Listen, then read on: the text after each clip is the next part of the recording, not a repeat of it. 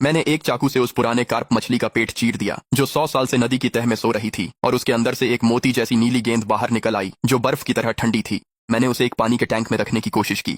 रातों रात वहां मौजूद कुछ मछलियां जादू की तरह बढ़ गईं। उसकी बदौलत पाराइसो डेल पेस्काडो के मुनाफे 10 गुना हो गए। जब मैं अपने हाथ में उस मोती को देख रहा था तभी मेरा चचेरा भाई लिन चांगडोंग पैसे से भरी एक प्लास्टिक की थैली लेकर अंदर आया और उसने वह मुझे थमा दी।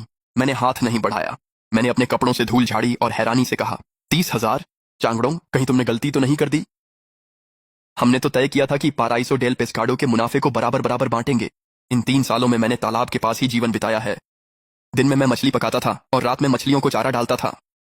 हम 1 से 4 तालाबों तक बढ़ गए और कम से कम 20 लाख कमा लिए।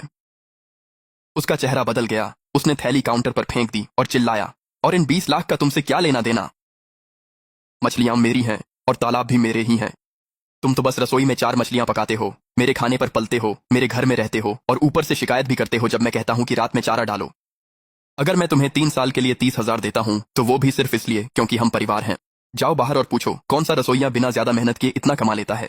वो फांग फांग, जो मेरे चचेरे भाई की पत्नी है, पर्दा हटाकर चिल्लाती हुई अंदर आई। चेन यू, जब तुम्हारे पास कहीं जाने की जगह नहीं थी तो तुम्हारे चचेरे भाई ने तुम्हें अपने पास रखा और तुम्हें खाना दिया, और अब एक साधारण रसोइया होकर भी तुम खुद को साझेदार समझने लगे हो, है ना? उसने एक कैलकुलेटर निकाला और लगातार उस पर बटन दबाने लगी। 3 साल तक तुमने हमारे खर्चे पर खाया और रहा। अगर हम खाने और रहने का खर्चा महीने का 2,000 भी मान लें तो ये कोई ज्यादा नहीं है ना? 3 साल में यह 70,000 से भी ज्यादा हो जाता है। सब मिलाकर तो ऐसा है जैसे हमने तुम्हें 1 लाख से भी ज्यादा दे दिया हो और तुम्हें अब भी यह कम लगता है। मैंने उसके अंतहीन आरोपों को अनदेखा किया और लिन चांगडोंग की ओर देखा। भाई, 3 साल पहले तुम्हारी मछली पालन की फर्म दिवालिया होने के कगार पर थी। तुमने मुझसे गिड़गिड़ाकर कोई हल निकालने की गुहार लगाई थी और वादा किया था कि अगर मैं इसे बचा लूं तो मुनाफा बराबर बराबर बांटोगे। अब तुमने 20 लाख से ज्यादा कमा लिए हैं और मुझे सिर्फ 30,000 दे रहे हो। लिन चांगडोंग अधीर हो गया। उसने मेरा बैग मेरे चेहरे पर फेंक दिया और नोट उड़कर मुझ पर गिर पड़े। तुम आधा चाहते हो? ये पैसे लो और यहां से दफा हो जाओ। 3 साल पहले जब उसने तालाब संभाले थे तो उसे उनका प्रबंधन करना नहीं आता था। वह मछलियां बेच नहीं पा रहा था और लगभग बर्बाद होने वाला था। उसकी मिन्नतों पर मैंने क्रूज शिप पर अपनी शेफ की नौकरी छोड़ दी और उसके साथ गांव लौट आया। मैंने उसे सुझाव दिया कि तालाबों को फिश पैराडाइज में बदल दें, जो कि एक मनोरंजनात्मक मछली पकड़ने और घरेलू भोजन का परिसर हो। मैंने खुद मछली तैयार की। मछली पकड़ने, तुरंत उसे तैयार करने और सीधे खाने की इस अवधारणा ने शहर से कई लोगों और मछली पकड़ने के शौकीनों को आकर्षित किया। बड़े व्यापारी दूर दूर से अपने ग्राहकों को वहां बुलाने आते थे, सिर्फ ताजा पकड़ी और तुरंत परोसी गई मछली का स्वाद लेने के लिए। उस समय लिन चांगडोंग ने कृतज्ञता से मेरी पीठ थपथपाई और कहा, भाई, ये सब तुम्हारी वजह से है। मैं वादा करता हूं कि मैं तुम्हारा ठीक से धन्यवाद करूंगा।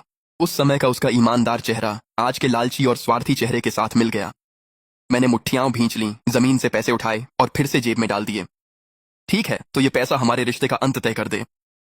लिन चांगडोंग, बाद में पछताना मत। मैंने अपनी शेफ जैकेट उतारी, चेन उपनाम से खुदे हुए चाकुओं का सेट पैक किया, उसे कंधे पर डाला और बड़े बड़े कदमों से कमरे से बाहर निकल गया। अंदर से वो फांग फांग की व्यंग्यात्मक हंसी सुनाई दे रही थी जिसने अपनी आवाज धीमी कर ली थी। इस लड़के ने तुम्हें धमकी देने की हिम्मत कैसे की? उसे अंदाजा भी नहीं है कि हम उसके लगभग सारे तरीके और रेसिपी पहले ही जान चुके हैं। उसके न होने पर भी paraíso del pescado खुला रहेगा। हम मछली बनाते रहेंगे और पैसे कमाते रहेंगे। देर शरद ऋतु की हवा बर्फ जैसी ठंडी थी। बाहर मेरे होंठों पर एक मुस्कान फैल गई। अरे सच में लिन चांगडोंग, जो बात तुम नहीं जानते वो ये है कि ये व्यापारी सैकड़ों किलोमीटर मेरी पाक कला के लिए नहीं बल्कि उन तालाबों में पाले गए मछलियों के लिए आए थे। मेरे खुद के बनाए हुए खमीर वाले चारे के बिना इन 4 तालाबों की मछलियां कुछ ही महीनों में फिर से सस्ती और कीचड़ जैसी बदबू वाली हो जाएंगी। जब वो वक्त आएगा तब देखेंगे कि तुम इससे कैसे बाहर निकलते हो। मैं तालाबों के पास बनी टीन की झोपड़ी में वापस नहीं गया। चांदनी में मैं गांव के पश्चिम में स्थित खारे तालाब की ओर चला गया। यह इलाका लगभग 8 हेक्टेयर बड़ा था। वर्षों से यूं ही पड़ा था, सरकंडों से ढका हुआ था और पानी की सतह पर एक सफेद सी नमक की परत जमी थी जो चांदनी में ओस जैसी लगती थी। गांव वाले इस जगह को छूने के बजाय शहर में काम करना पसंद करते थे क्योंकि यहाँ हर पौधा मर जाता था और हर मछली एक दिन पेट के बल तैरती हुई मिलती थी। मैं नीचे बैठ गया, हाथ को पानी में डुबोया और फिर थोड़ा सा पानी जीभ की नोक पर लगाया। ये खारा है। अचानक मुझे याद आया कि 5 साल पहले एक क्रूज यात्रा के दौरान एक ठहराव के समय मैंने एक मछली पालन देखा था जो रेगिस्तान के पास बनाया गया था। वहां के लोग भूमिगत से खारा पानी निकालते थे, उसे थोड़ा सा अनुकूलित करते थे और उसमें सीधे समुद्री मछलियां पालते थे। उस समय मैं काफी देर तक वहां खड़ा रहा और सोचा, यह तो पागलपन है। मैंने उस मृत पानी को देखा जो चांदनी में चमक रहा था और मेरा दिल तेजी से धड़कने लगा। कौन कहता है कि मृत पानी में कुछ जीवित नहीं उग सकता? क्योंकि मेरे चचेरे भाई ने कहा था कि हर कोई मछलियां पाल सकता है और उन्हें खिला सकता है, मैं इस सुनसान जगह पर ऐसी समुद्री मछलियां पालूंगा जिन्हें वह कभी नहीं पा सकेगा। अगली सुबह मैं गांव समिति के कार्यालय में मेज के सामने 30,000 नकद से भरी एक थैली लेकर खड़ा था। मेरे सामने सचिव सुन ने अपनी इनामेल की हुई कप को मेज पर रखा और हैरानी से पूछा, क्या तुम वाकई गांव के पश्चिम में स्थित खारे तालाब को पट्टे पर लेना चाहते हो? यह जमीन हर उस चीज को मार देती है जो इसे छूती है।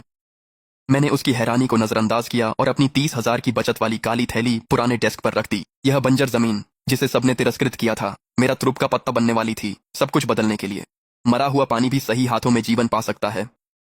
सुन चाचा, मुझे बताइए आप कितना चाहते हैं? चेन यू, क्या उस आदमी लिन चांगडोंग ने तुम्हारे साथ बुरा व्यवहार किया है? पूरी सीरीज देखने के लिए नीचे क्लिक करें।